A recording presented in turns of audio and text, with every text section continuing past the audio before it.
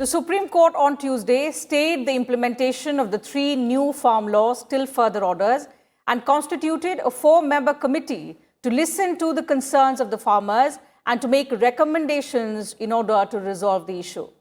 Passing the order on a batch of petitions challenging the constitutional validity of the 3 laws, the court said the stay on them may assuage the hurt feelings of the farmers and encourage them to come to the negotiating table with confidence.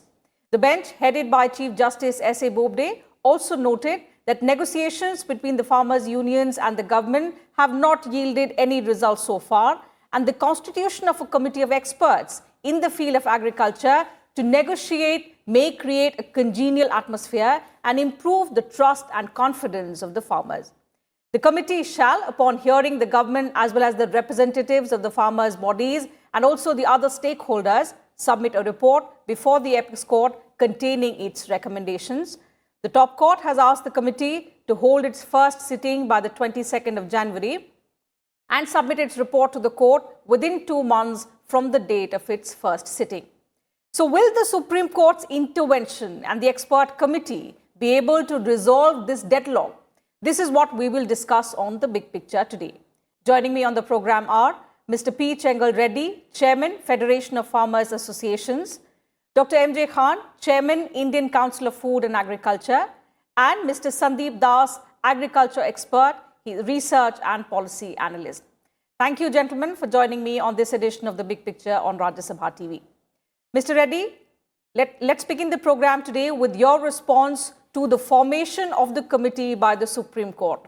Do you see it as one positive step now towards resolution of this more than a month-long deadlock? Yes, we are very grateful to the Supreme Court because you see there are, in democracy when the parliament makes the legislature makes some acts, there is possibility people oppose, they have every right to express their views. And farmers in for 30-40 days irritating. They may or may not have whatever their demands are. Somehow the negotiations between the farmers and government have yielded the results.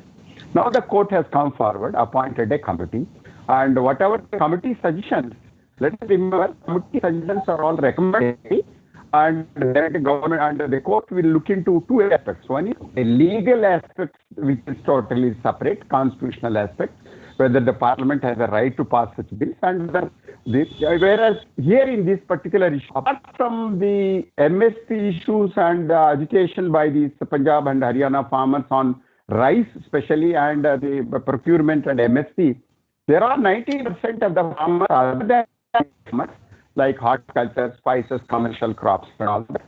Their voice has not been heard by the government. I mean, for quite some time when government was negotiating, we have been making a number of representations across the country, and we have informed government that, you see, in our sector, that non-rice and wheat sector, cereal sector, there is this problem of processing, value addition, long-term agreement and export. This sector is suffering because there is no MSP, there is no long-term agreements and all that. So India is also under WTO has to develop its competitiveness. And therefore, I will come to that the Supreme Court appointment of committee is really appreciable, and we are thankful to the court. And definitely, it will provide an opportunity for farmers across the country to make the point of view. Okay, coming to you, Mr. Khan, on your perspective, how hopeful are you of the Supreme Court appointed panel being able to break the deadlock? I think this panel, let me put it in correct perspective, is not formed to negotiate on behalf of the government. It has been created, it has been formed, constituted by the Supreme Court to assist the Supreme Court. Now, in the process of assisting the Supreme Court, it might hold dialogue with various stakeholders, and that is the purpose of it, to ascertain the applicability, the benefits of these laws, the farmers' perspective, and other key stakeholders who matter. So essentially, this group, we should not look forward to some kind of solution it will come up with. It will, observe, it will list down its own understanding and recommendations and submit the report to the Supreme Court. Now, finally, either in the process of this committee completing its term, the government itself, in consultation with the farmers, finds a way out and the solution or ultimately court, after understanding, taking this cognizance of the report, might act as it may deem appropriate. Okay. Mr. Sandeep Das, if we talk about the committee's huge task that it has in front of it, the biggest one is to win the confidence of the farmers. In doing so, what is going to be their approach so that the protesting farmers appear before them and raise their grievances? See, the Supreme Court judgment came yesterday, and the four-member committee consists of two farmers leader and two agriculture economists of repute. And I hope, although many of the farmer organizations has expressed that they won't be participating in that, but I think they will consult their own legal team, the 41 or 42 farmers organizations who are protesting, and out of 450 farmers organizations in the country, they will consult their own legal team and find out a way, because this committee has to start working on finding a solution. As one of my fellow colleagues said, that they are not negotiating on behalf of that, they are finding a solution. But I must add that all the 42 farmers organizations has been very adamant. I should say that when you come to a negotiated table, there should be some give and take. But they have been adamant that repeal the law. Parliament laws are not repealed like that, and even the Supreme Court judgment also says that it's not repealed, it's a temporarily suspension, basically. It's not repeal, because you cannot repeal without, the Supreme Court hasn't heard the case at all. It's the first hearing it has repealed, they said that. So that also, I think the adamant the farmers organization must come to some kind of solution, because how long they continue to have a strike and blocking one of the key roads leading to Delhi, two roads in fact leading to Delhi, and also that farmers are away from their field, and then the other agriculture activities are being impacted. And as far as the minimum support price goes, in fact, I must add you that the MSP has nothing to do with this particular two acts and one amendment to the Essential Commodity Act.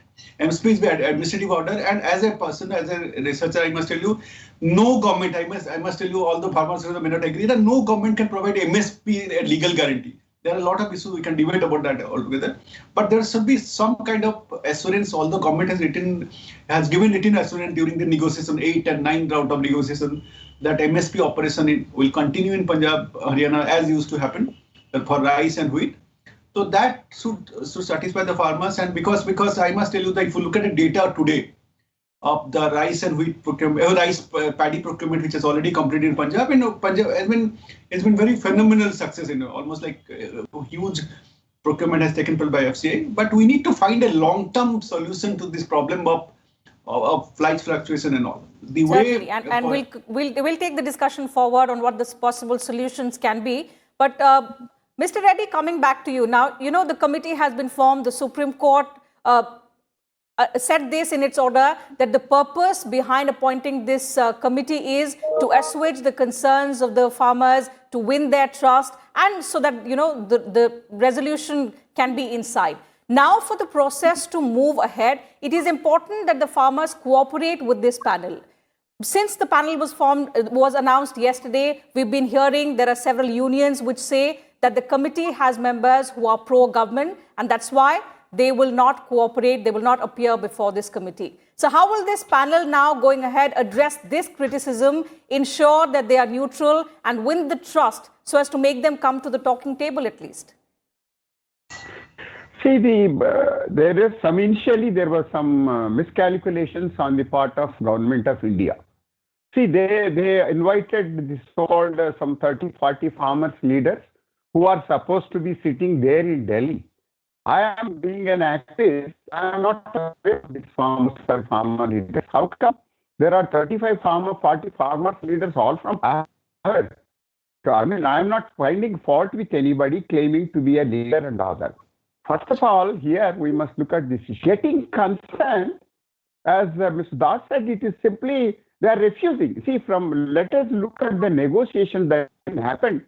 From day one, they have been telling that you take back, Parliament enactment, a constitutional authority, a democracy takes some decisions.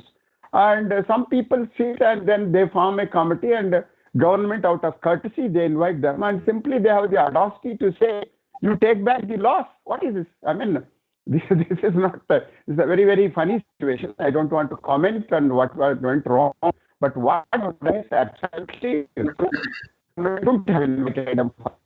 And now, see, as you just now you're asking, they have to seek opinion from others. As Mr. Ross said, please remember, we are 95%, let me assure you, because of the rice and wheat produced, cereals produced, maybe 10, 15, 20% is procured. That to Punjab, Haryana, which is already happening. The country, there is absolutely no procurement, no MSP, as I said to the other crops other than the cereals. Where is the MSP? No. When the government calls me for negotiations, I should have a minimum respect for my government. It's my constitutional authority. The minister is a constitutional representative. He's an elected member of parliament, and there is a cabinet and all that. Here, a situation happens in the last 40 days of negotiations. I mean, they just come and sit and then and simply say that, no, you withdraw the acts. Now, I would straight away ask, who are you to withdraw? I mean, this is here. Please, let me tell you, ma'am, this committee constituted by Supreme Court has all the authority to seek views from different sections of the country. Now, these different sections, as Mr. Ross said, there are 300, 400, there could be 500 farmers associations. And other consumers are there. They also have to be taken into consideration. All of them maybe people sitting in Delhi, these 30-40 people. And especially when the Supreme Court has also made it clear that this committee is only part of the judicial process. It has made it clear that this committee is not going to pass an order or punish. There shouldn't be any reason for the agitating farmers not to appear before the committee. Mr. Khan, what if they refuse to appear before this committee? Then what is the way forward? See, the formality of appearing before the joining the meetings with the ministers, that has gone on with the same composition, same agenda, same stated positions, and the result has been the same after every meeting. So whether say 8 rounds or 18 rounds, if narrative does not change, if the composition does not change, if the softening of stand does not change, probably the result would be the same in the 18th round of meeting also. About this committee, farmers' perspective has been that they are not for any committee. They would rather like to put pressure on the government to yield to their demands. And the demands are scrap